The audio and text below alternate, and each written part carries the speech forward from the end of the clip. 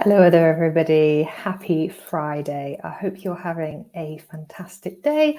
I hope you've had a really good week, and I hope you're looking forward to a lovely chilled out weekend, whatever you are going to be up to, whether it's a spot of family history or, one of your other hobbies. Do we have other hobbies? Maybe some of us do. My name is Ellie. I'm Senior Community Executive for Findmypast, and that means I look after all things social media for Findmypast. It's really good fun. I really enjoy it, and I get to chat to you every now and then, which is really nice. And my apologies, it was supposed to be Jen hosting today, but something came up and I am stepping in at the last minute. So my apologies if you're expecting Jen, because she's much better at this than I am. She's a pro. She's an absolute pro. Although you might find me taking a little bit of inspiration from her sessions today, because you guys seem to really enjoy those. More on that in a moment. Please do say hello. Where are you tuning in from today? What's the weather like? How's your day been? Let me know. Here in Edinburgh, it is sunny, but it's only about 8 degrees. It's windy. That wind is really cold, actually. And earlier it hailed for about 2 minutes. Although when I was on my way back from the shops, I was wearing a coat and I felt too hot. Like the wind dropped for just a moment, and it was warm for a split second. It's very bizarre day here today in Edinburgh. Okay, let's welcome some of you. So we've got Roxanne joining us from Utah, saying it's chilly, but it's supposed to get warm. Lovely. Daphne joining us from a sunshiny, wet Somerset. Hello, Sally. Glad it's Friday. Glad to be here. I've been training all day and it's been tough. Please be able to relax and enjoy. Oh, what have you been training for? Let us know. It's exciting. Megan says, and I have an ancestor accused of killing a landlord during the Great Hunger. If only we can find out his name. There is 0 accounts. Oh, that's annoying. It's so frustrating when you can't find any evidence. More evidence does come online all the time, though, and more stuff is digitized, which is really exciting. And you've got fantastic libraries, archives, family history societies, the works, who do such brilliant work in making all of these records available, which is just fantastic. Kim saying, watching the hailstone. Yeah, that's probably a bit of the stuff we got, actually. It was very bizarre, because it was still beautifully sunny outside, and then suddenly the sky darkened a bit, and then just got the hail coming down in a diagonal sort of, I don't know what the word is for that. Shirley joining us, saying it's a lovely day in Cambridgeshire. The apple blossom is nearly out. Yes, do you know what? This is one of my favourite times of year, actually, when you look up at the trees and you see all the blossom on the trees. It's so beautiful. In our back garden, so I live in a Victorian tenement in Edinburgh, and in the shared back garden, we've got some beautiful tall trees, and they are all covered in blossom at the moment, and it is just beautiful. That against the backdrop of a blue sky. Sorry, I'm getting way off topic here, way off topic. Yeah, so many of you here. This is lovely. Fantastic. Niall is in the comments today, so please do say hi to him, give him a wave. I hope you enjoyed the Q&A we did with Audrey Collins from the National Archives on Wednesday. And I'm so sorry if we didn't get to your question. We had so many.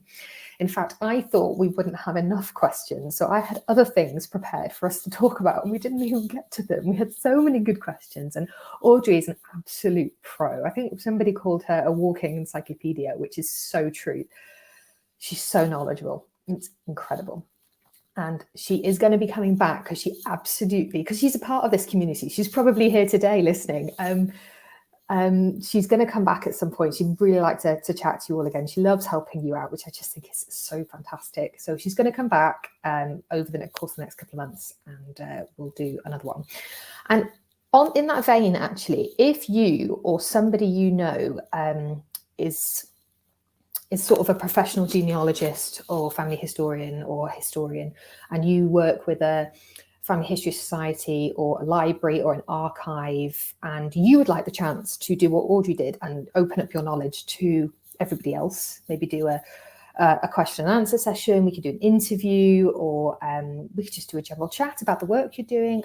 Let me know. We're always looking for guests for Find My Past from Home, and just sharing the knowledge for everybody. So if you're interested, or you know somebody who is interested, please drop me an email. I'll put the email address on screen now. Bear with me a second. It's discoveries@findmypast.com. You can just address it to me, Ellie, and I'll pick it up because I get all of those emails into the inbox. So yeah, if you're interested or know somebody who's interested, give me a shout. I'd love, love, love to hear from you. If you've not answered question of the week yet, I will put that up on screen as well. If I can find my banner. So question of the week is there's a typo in that. I should fix the typo. This is what happens when I'm doing this 5 minutes before we go live. Were any of your ancestors involved in well-known historical events? What's their story? That's the question of the week this week, and there is a reason for this. There is a reason for why we are doing this, and we will have a look at that in a moment. And the other thing I wanted to say as well is soon we will be working, I can't say too much about it now, but soon we're going to be working with a mental health charity. And I was wondering, because I've heard some of you say how good family history is and our community is for your mental health, especially through lockdown. I know it's been fantastic for my mental health, but really, if you are interested in providing a very short testimonial for that charity as to how family history has helped you with your mental health, and maybe the community's helped you, I'd really love to hear from you, because we can pass those testimonials on to the charity, and they'll probably sit on a blog of some kind. So if you're interested, you can pop your little testimonial here in the comments if you like, and just mention in the comment that yes, you're happy for it to be used as a testimonial. Or again, you can email discoveries@findmypast.com and I can pick it up from there. So yes, thank you very much. And I think that's all of the sort of housekeeping things I needed to do. I think it was, yes. So what we're going to do today, we're going to do new records, and then we're going to do a short, I say short, this is probably going to take up the whole hour. We're going to do a collaborative exercise. So we're going to look at storytelling and how we can use different family history records to build up a bigger picture.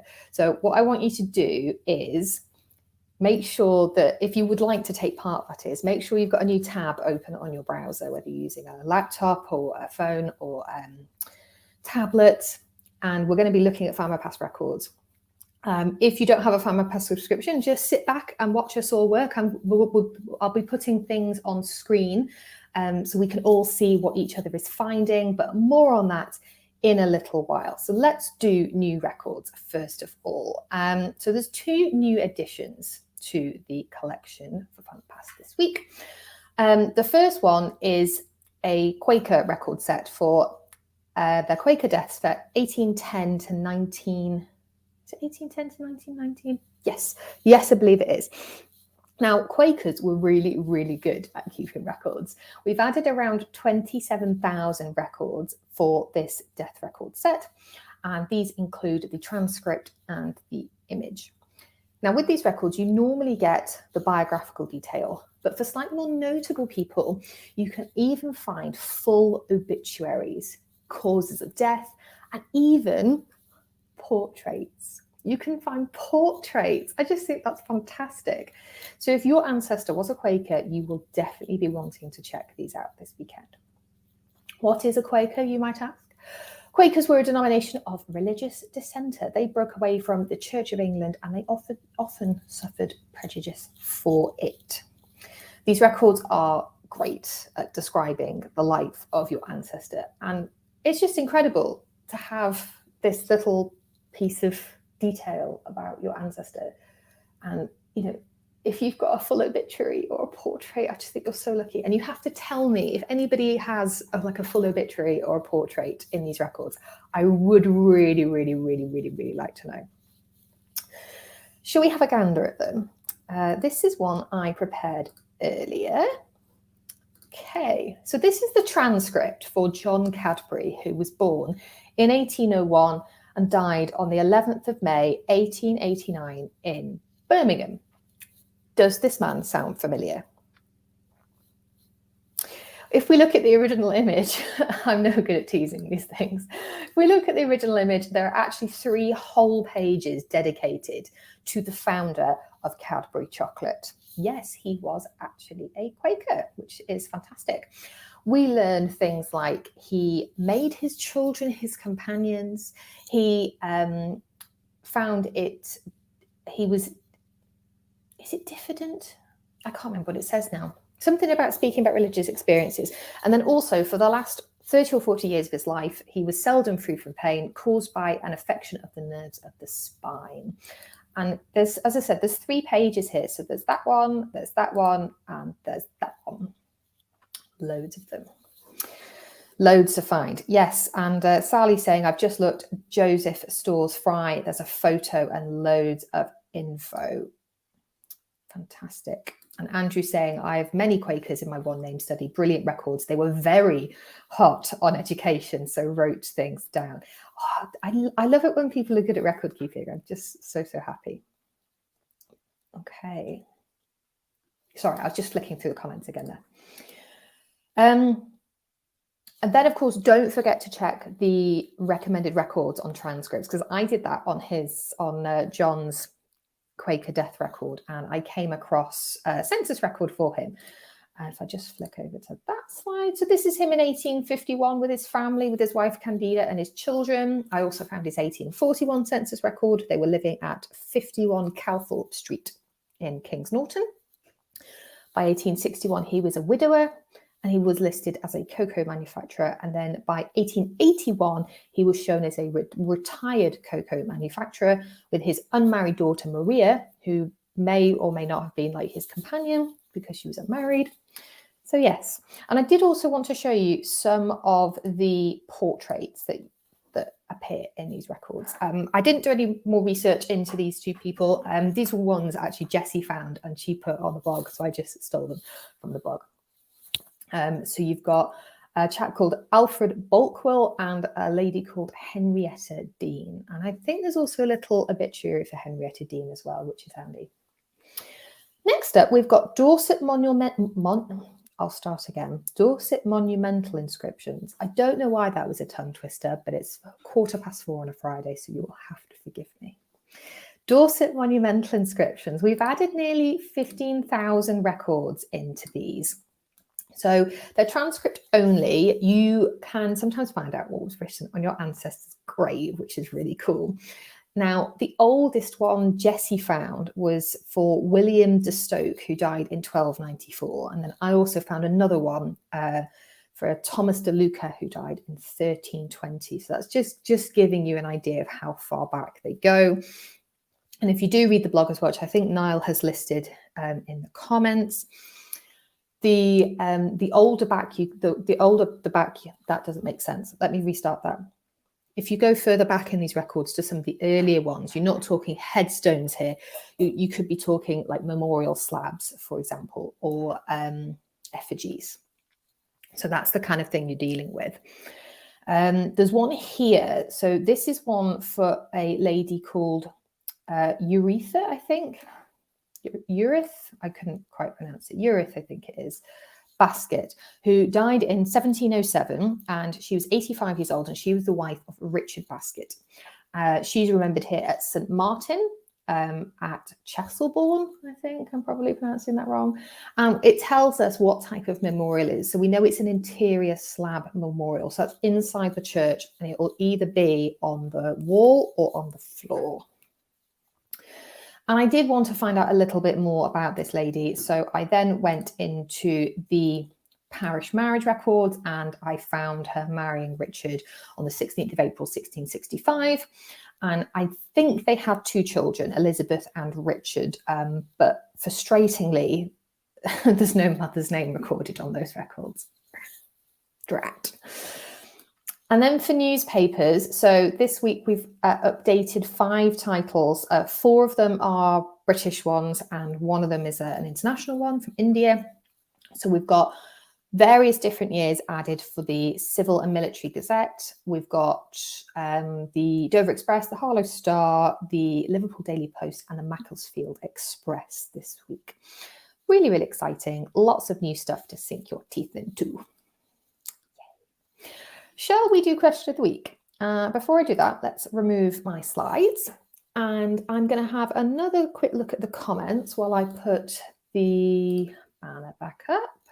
I don't know why I have to tell you what I'm doing. You can see what I'm doing. There we go. Okay, I'm going to have a flick back through up in the comments and we'll see what you guys are chatting about.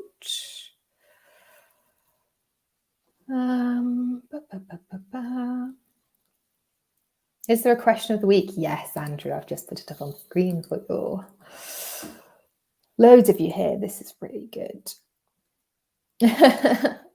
2 sessions of family history in a row always makes the day better, doesn't it just? I like to think so as well. Okie doke. So let's do question of the week then. So I did have one in advance that I'd like to read out, if that's okay. So we have one from Kim, who I think is in the comments, but I'll read it out anyway. So Kim says, my 8th great-grandfather's cousin was the 79th Archbishop of Canterbury, William Sancroft. He was the Dean of St Paul's Cathedral during the Great Fire of London and was later present at the deathbed of Charles II. Wow, this is cool. He crowned James II and was one of the 7 bishops to be committed to the Tower of London. A friend of Christopher Wren, patron of Henry Wharton. He refused to crown William and Mary, so was ousted from his position. That's really cool. I really like that. I'm so jealous. I don't have any sort of I don't think I have any ancestors like this. But I mean, that's okay. I'm jealous. I'd really like one, basically. Keep looking is the advice I'm giving myself right now. Okay. I'm going to flick back up to the top and just make sure I haven't missed any ones that have been popped into the comments while I have been nattering. I'm just scrolling just to see if I can find. Okay. Yeah, my 5 times great-grandfather and his brother-in-law, who is also related, the older brother of my 5 times great-grandmother, were at Waterloo. He signed up to the 42nd Military Foot in Ireland and ended up in the Peninsular Wars before ending up at Waterloo. His injuries were mentioned on his military record. Goodness me. At Waterloo. I'm so happy for all of you, but I'm also the teensy tiniest bit jealous as well. Okay. Janet says, not a well-known historical event, but an ancestor was one of over 500 who died in the Princess Alice disaster on the River Thames in 1878. A paddle steamer collided with a collier ship. Yes, I do. This is actually something I know about. But yes, it was awful. Absolutely awful. You can find a lot of mentions of this. I'm sure, Janet, you know this already, but for anybody else who's interested, this was reported quite widely in the newspapers. So you can go and take a look. And there's, I think, even not photographs, but there are drawings of it as well. But yeah, it's really, really awful. Okay. Heather says, husband's great-grandfather had a ticket for the Titanic. He was persuaded to go back to Edinburgh and not sail and face the reason he had run away. Good that he went back to his pregnant girlfriend, as husband is descended from their 2nd child. Wow. That's given me goosebumps. And that may or may not be relevant in about 10 minutes time, Heather, so keep watching. Okay. Roxanne says, my 3 times great-grandfather played in the band that was part of Lincoln's New York funeral procession. Wow, that's pretty cool. See, I'm just picturing your ancestors now, all of your ancestors in these little events in like world history and the part they played. Yeah, the mind boggles. It really does. Laurie says, several of my Irish immigrant families were living in Chicago in 1871 at the time of the Great Fire. One family lived on the same block where the fire started. Have not found anything on them personally other than that they survived and thrived. That's good. I'm glad they did. Glad they did. Okay, I'm flicking through. Yes, Kim, I've already read yours, so that's good. Thank you for resubmitting, just in case I sometimes don't get to it. I'm still flicking through. Andrew says 6 of my relatives were killed at the Pretoria pit disaster, 17th of December, 21st of December 1910, where 344 people died, Britain's second largest mining disaster. Actually, you say that, I'm pretty sure I had ancestors who perished in the Gresford mining disaster. I think it was something like in the 1930s. And I believe I've mentioned this before, but I was told by my aunt that my great-grandparents moved from the Gresford Wrexham area into North Wales in around in the 1930s to get away from the mining industry. And then I came across this disaster, and some of the people who listed as victims have the surname Gittins, and my great-grandmother, I think, was a Gittins by birth, I think. So yeah, I've not looked into it any further than that, but okay. I'm just flicking through here. Okay, I think we're up to date with questions of the week then. Please feel free to keep them coming in, but what we're now going to do is we are going to move on to our task for the day, if I can get rid of the banner. Matt is late to the party. Oh, I'll get you doing lines. I'm joking. Happy Friday, Matt. We've just been doing question of the week, and we are now going to move on to our activity for today, I suppose. I'm just hitting myself on my chair, which is always good. I feel very scatterbrained this afternoon, everybody. Maybe I should just have some more water. Okay. So I'm hoping that some of you may be able to now open up a new tab on your browser or your phone or your tablet, because this is going to be collaborative. We are going to team up, and we are going to find out more about one particular person. And it's also going to be around one particular event. And it's already been mentioned today, which is very, very timely. One which has its 110th anniversary coming up next week. Can anybody guess what it might be? Anybody? There's a little bit of a delay anyway. So, but yes, we are going to look at a lady who survived the Titanic today. And believe it or not, the myth around it being unsinkable didn't just come out afterwards. That was something that was said when it was first built alongside its sister ship, the Olympic, said to be unsinkable. And yet, on the 14th of April 1912, the Titanic sank on her maiden voyage to New York, and tragically, hundreds of people died. And in fact, my great-grandmother once told me that she had a cousin who was on board the Titanic. He's apparently an officer, and he died. But she never told me his name, and I have since asked my mum and my grandma, do you know anything about this? Neither of them do. So yeah, I mean, don't get me wrong. She was in her 90s when she told me this, and I thought she seemed to me as a lady of sound mind, but maybe she was misremembering. I don't know. But without a name, there's not much I can do, especially because her maiden name was Smith. But hey ho, maybe I'll find out one day. So today, what we are going to do is, this is going to be an exercise of checking different record sources to build up a bigger picture. And we are going to take one particular survivor. So as I said, what we're going to do is everybody open up a new tab and open up Findmypast. If you're not a subscriber to Findmypast, no worries. You can just watch along, because what I'm hopefully going to do is I'm going to show some things on screen as well. So I'm going to show you, I need to take my slides out. No, I don't. It's that one. Yes, here we go. So this is the Titanic passenger list for Sarah Roth. What do we learn about her from this one particular record? Okay, this is one record. We need to glean as much information from her as possible. Now, I'm going to put a link to this in the comments. So if anybody would like to open it up for themselves, you can. Let's see if this collaborative thing works.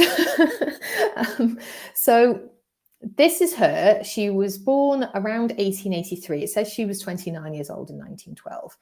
It says she was a tailoress. And in the notes, it said she was a third-class British passenger and that she survived.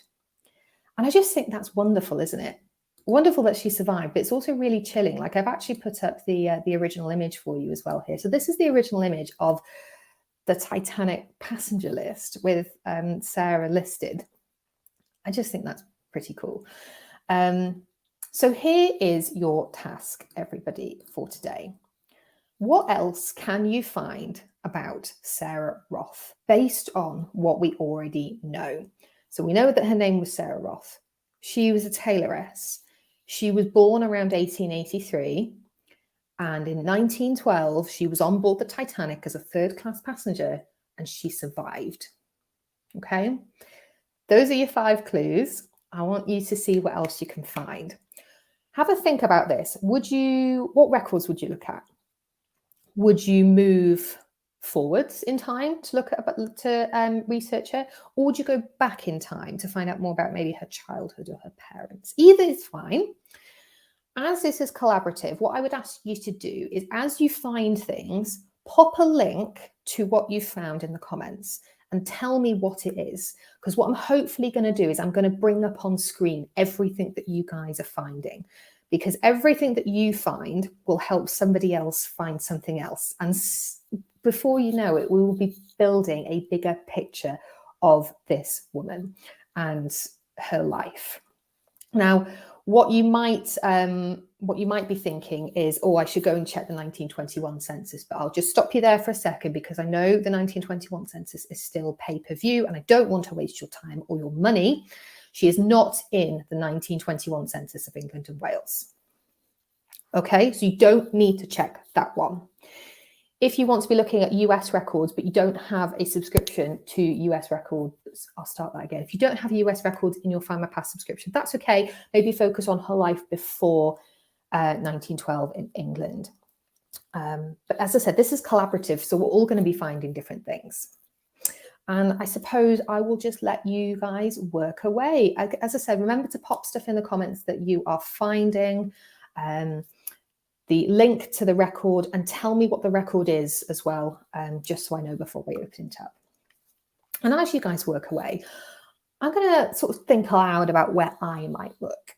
So if we went backwards, for example, in time, is she on the 1911 census for England and Wales? What can we find out about her there? What happened to her after she survived the Titanic? Did she stay in the United States? Did she go back to England? Did she get married? Who were her parents, her siblings, her children? Where else would I look? For example, censuses, newspapers, more passenger lists, a marriage record. And then how do I keep track of everything that I'm finding? Now I can already see some bits and bobs coming in here. So I'm going to swap screens now. So I'm going to remove that and I'm going to add that. And then what I'm also going to do is, let's see if I can get this to work. So Linda has put in the 1911 census, which I will just bring up on screen now. If you bear with me a second, everybody. Just copying the link. Okay, so this is her 1911 census record. She's at 15 Plough Street in Whitechapel. What can we deduce from this then? So we've got Sarah in the middle here. She was single in 1911. She was a coat finisher in tailoring. It also says she was born in Austria. We've got her, I think this must be her mother here, who is listed as a widow, also born in Austria. We have 2 younger brothers, actually, who are both born in London, but they're listed first. So we've got Harry, who's a restaurant waiter, and for Samuel, he's a sewing machinist, and again, working for a tailor. We've also got 2 boarders. We've got Millie Janney, who also works in the tailoring industry. And then we've got Daniel Isles, who is 28 years old. He is a single grocery warehouseman born in Stepney. Fantastic. Oh, guys, I can see these flooding in already. I'm not going to be able to keep up with these. This is great. This is fantastic. So that's that. And I think, Sarah, you've shared her 1901 census record. So let's actually, before we do that, I'm just going to show you guys the original image, just in case we've missed anything here. 2 rooms. Sarah, the mother, I believe, has signed this. She had 6 children, but only 3 are still living. And there are 3 on here. So those are all the 3 living children. Fantastic. Okay, let's open up the 1901 record and see what we can find. Yes, Sarah says 1901 census 20 tailoress born in Austria. Okay. Let's open that up. You have to bear with me, everybody. It's the first time I've done a session like this. So I just want to make sure that you guys can see everything. So we've got her in 1901 census here, and it's at the same address, 15 Plough Street in Whitechapel. She's a tailoress born in Austria, so we can be pretty sure this is the same woman. She's 20 years old here, born in 1881. So slight discrepancy with dates of birth, but that's usual with census records. We have another brother here, Barnett, I think that says, also born in Austria. So he must have died by 1911, because these are the 2 other brothers here. And if we just open up the original, oh, look at that. That's all cut off, what a shame. But we've got most of the detail here anyway, actually. So if we zoom in a little bit. I've lost them, where have they gone? There we go, there they are. I'd lost them for a second there. But we can see the family here. Isn't that wonderful? So we're already learning new things about her. So we know now she was born in Austria. We know that her mother was also called Sarah, that she was a widow in 1911 and also 1901. She had 5 siblings, but only by 1911, only 2 of them were still alive, her 2 younger brothers. And because those 2 brothers were born in London, they must have moved from Austria. The family must have moved from Austria after Sarah was born to London, and then that's when the other 2 boys were born. Isn't that wonderful? So we're already learning so much about her, which is great. Really, really fantastic. Okay. I can see you guys popping some links in the chat here as well, which is great. So Janet, you've put one, I think that is for Jews Hospital and Orphan Asylum in Lambeth. Goodness me, should we have a look at that one? Now, it's not letting me click on this for some reason. That link there.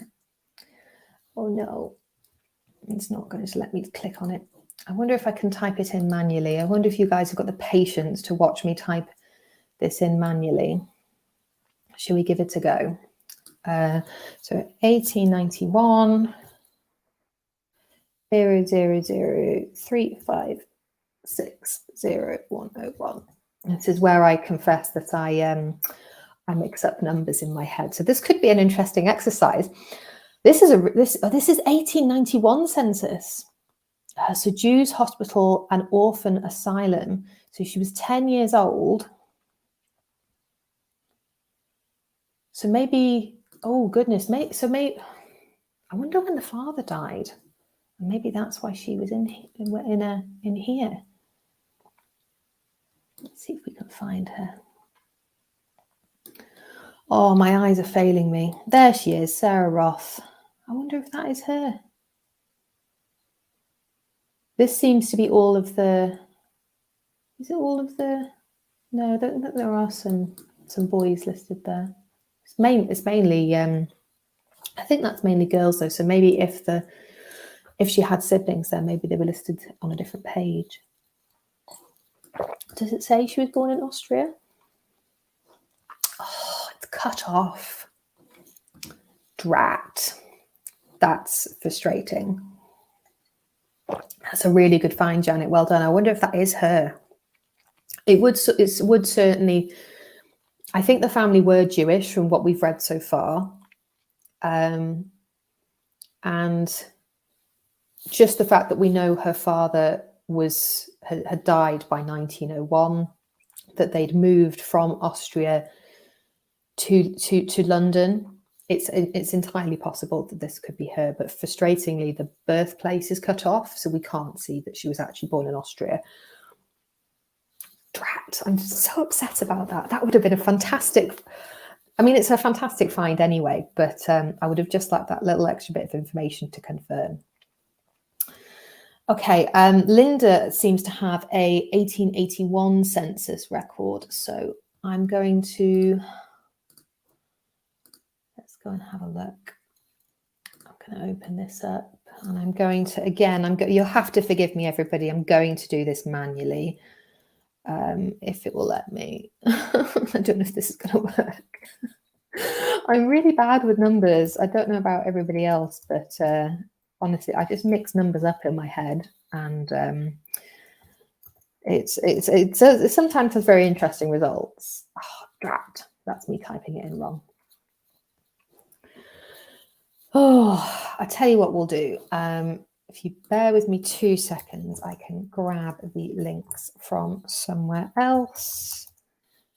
Where I'm getting them from at the moment, it doesn't seem to it doesn't let me copy them, which is a little bit frustrating. So bear with me 2 seconds and I will be able to get some of these on screen. Yes, here we go. Thank you, Linda. Let's have a look.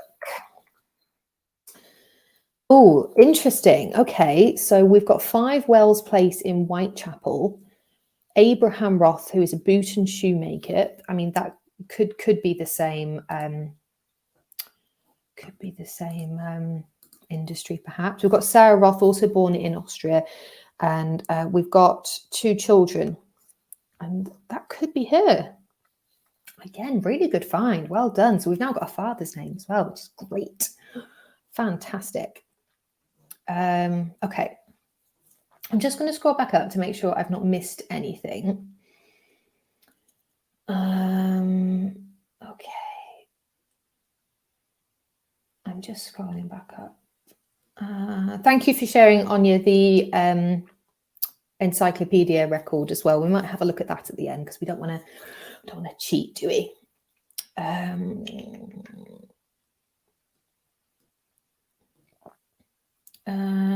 Janet, you shared something else as well. I just want to go and find that. Bear with me a second.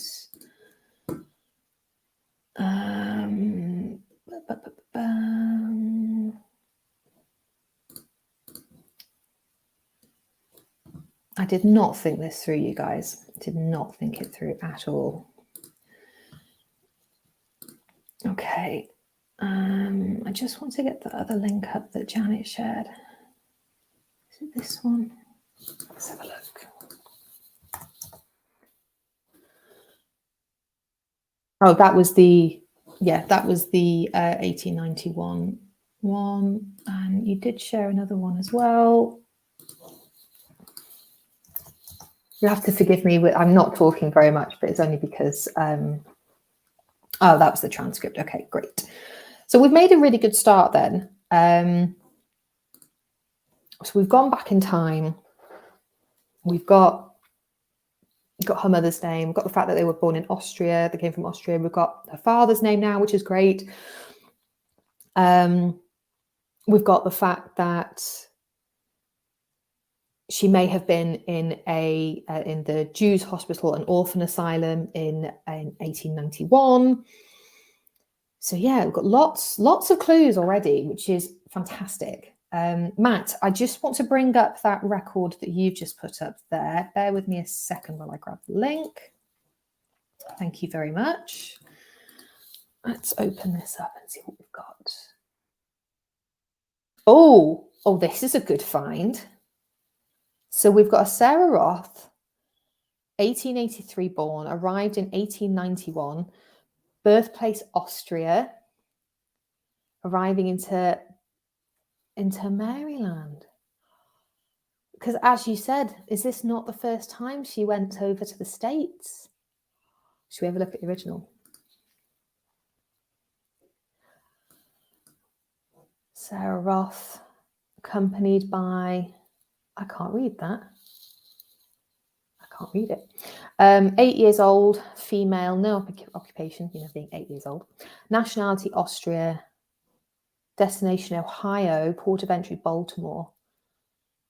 That's amazing. That's a really good find, Matt. Well done. Well done. Okay, Sally, what have you got for me here? Let's open this up. Oh, what's this? Portsmouth Evening News in 1904, 25 hours at work. With intervals for meals, Sarah Roth, a tailoress, was at work from 8 in the morning of Friday until 9 the following morning. Her employer, Israel Harbour, a tailor of Great Prescott Street, Whitechapel, was yesterday ordered to pay £21 16 shillings for employing young women after the legal hours. Oh, that's a fantastic find. So she must have been a really hard worker then. But also, she shouldn't have been working for that long. Roth said she had 1 hour for dinner, half an hour for tea, and an hour and a half for supper. During the night, she had a cup of tea and had to work in the kitchen from 11 till 12, and after the latter hour in the back room. She said she was dismissed because she refused to work after midnight the following Friday. Oh, I can't believe that. She was dismissed for not wanting to work all of those hours. Goodness me.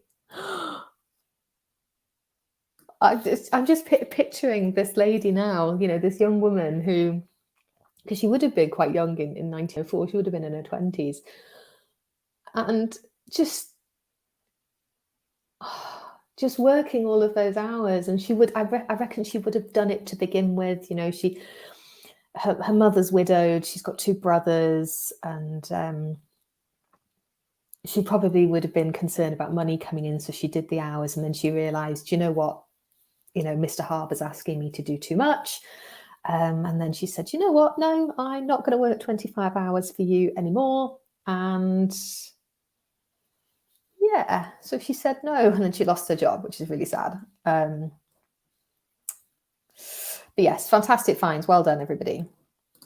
Has anybody found anything else in the newspapers yet? Because I actually wanted to share something that I spotted. And if I just grab a link to that, I'm going to show you what I found. And I'm just going to do that. Okay. So, a Titanic survivor from April 1912, Miss Sarah Roths, one of the Titanic survivors who had taken to St. Vincent Hospital suffering from shock, was married in the hospital to Mr. Daniel Michael Isles, a clerk in New York. Both were born in sight of the Tower of London and had been companions in childhood. The bride's trousseau and money are at the bottom of the Atlantic. She told her story to Mrs. Frederick Vanderbilt and other charity workers in the hospital, and Father Grogan of the Church of Our Lady of the Rosary was consulted. The bridegroom was speedily found, and the Women's Relief Committee saw that the necessary trousseau for the bride was forthcoming. The news of the impending wedding spread quickly through the hospital, and nurses, doctors, charity workers, patients, and survivors begged to be allowed to witness the ceremony. Isn't that lovely? I mean, also traumatic, because she's, survived the Titanic disaster, and but barely, a few weeks later, she marries a chap called Daniel Isles. Wait a second, wasn't that the name of one of the borders? Let me just hold on. Let me just go back here a second. I'm going back to the 1911 census. Daniel Isles. So she really did marry a childhood sweetheart. Isn't that sweet? And he was living with them in 1911. That's really nice. And he must have already been in New York then. That's fantastic. Okay, Daphne's just popped a link in here. Let's have a look and see what you found.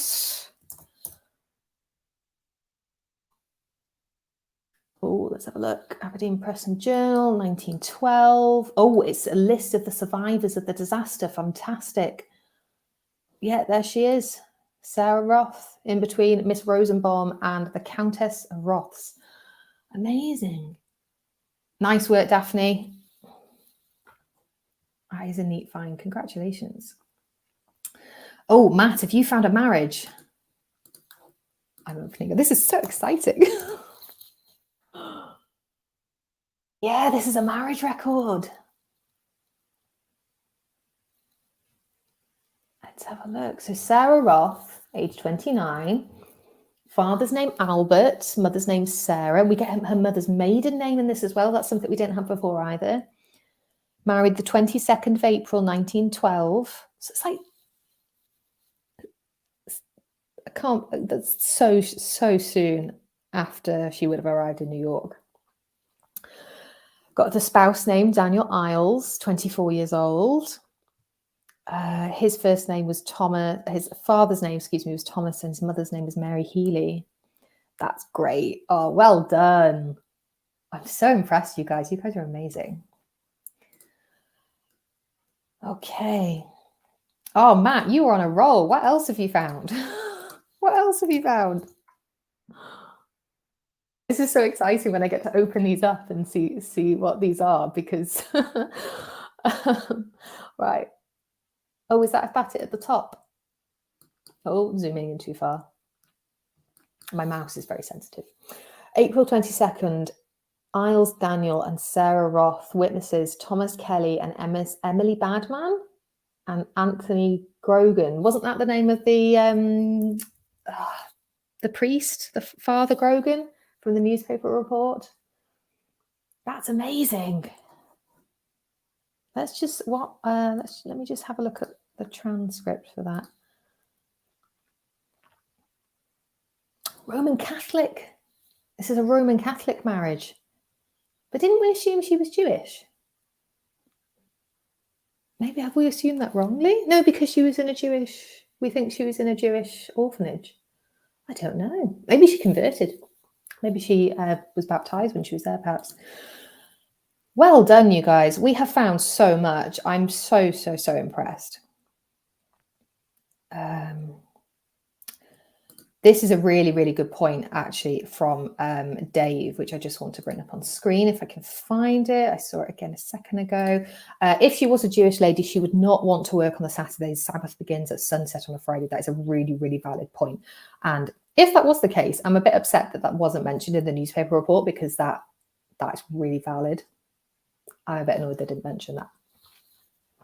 But good on her for not saying, I'm not working 25 hours and I will not work on my holy day. Thank you very much.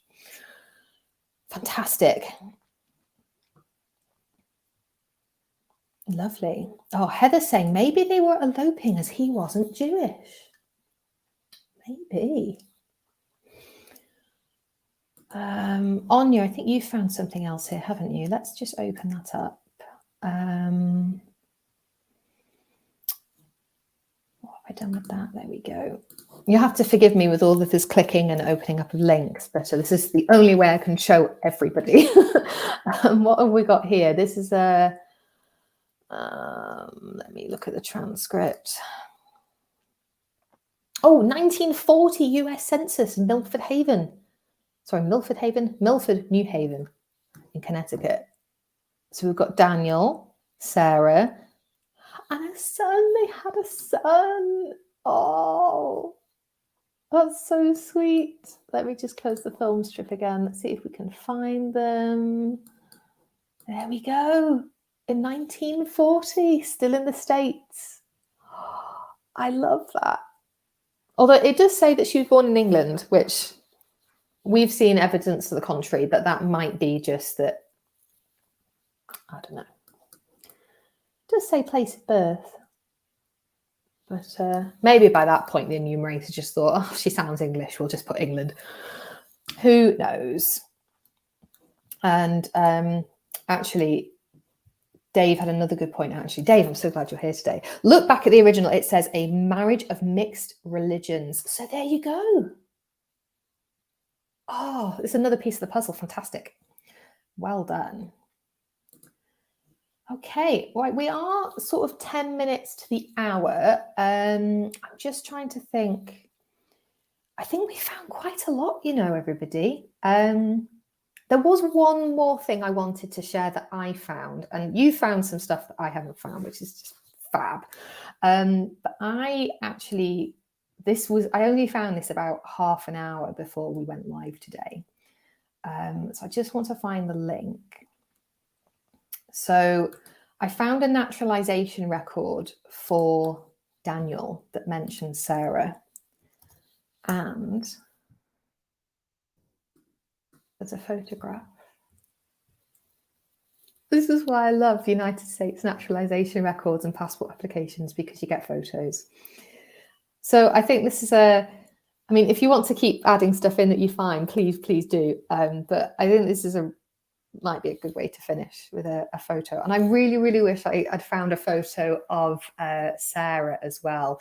And I flicked through these records and unfortunately I couldn't find her. I think that I'm not quite sure how this works. It might be that her application was with her husband's in effect, but there's so much detail. These are so detail rich. You've got their address of 32 James Street. He's a shipping clerk. He's 44 years old. He was born in London. He's married. His wife's name is Sarah. It's our Sarah. Married on the 17th of April, 1912. That's a slight discrepancy from what we saw on the records themselves. But, you know, this is 20 years later. So we could be forgiven. He could be forgiven for that. He has a child, Albert. That's the same Albert you found on the 1940 census. So well done. Born in New York, now resides in Milford, Connecticut.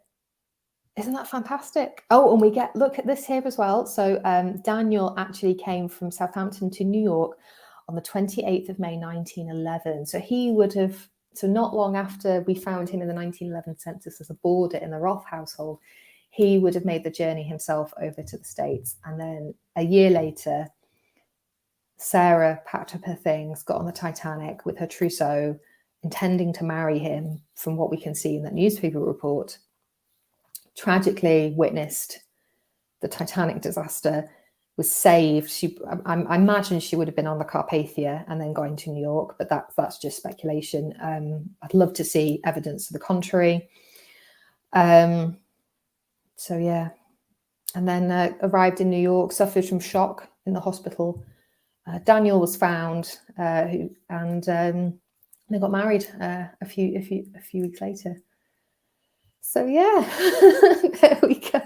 And Daphne's saying she's got to dash, so I think that's probably a good place to end, actually.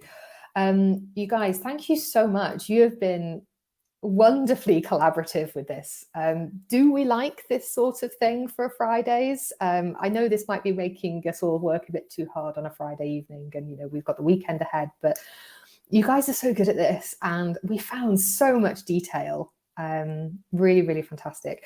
Matt's saying, check this. Oh, let's open this. Hold on. I'm finding it. I'm going to find it. Hold on. I'm finding the link. Copy link. Open. Cookies. Oh, is that a photo of her? Oh, that's our Sarah. Oh. And look, there's so much information there as well. We've done really well, I think, in the past 20 minutes, half an hour, and found so much. But obviously, as a Titanic survivor, there's lots of information on her. Oh, and another photo with Albert. Oh, I've not seen this before. Thank you. Okay, I'm going to stop that before I, end up crying or something over somebody that I have no connection to, other than the fact that we've just researched her for the last half an hour or so. But thank you so much, everybody. This has been really fun. And if you like doing more stuff like this, we won't do these every week, because I think they can be quite intensive. But if you like doing these, we'll do some more, I think. So yeah, do I have any more housekeeping before we finish up today? Yes, I think I do.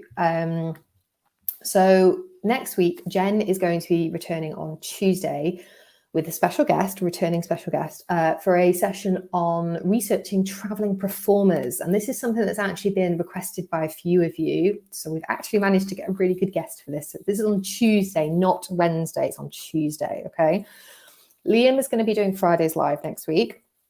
And remember a couple of bits. If you or you know somebody who runs a family history society or works for an archive or a library and would like to come on here and chat with me about family history, maybe do a Q&A, maybe talk about some of the work you've been doing, maybe help the rest of you guys out, drop me an email to discoveries@findmypast.com.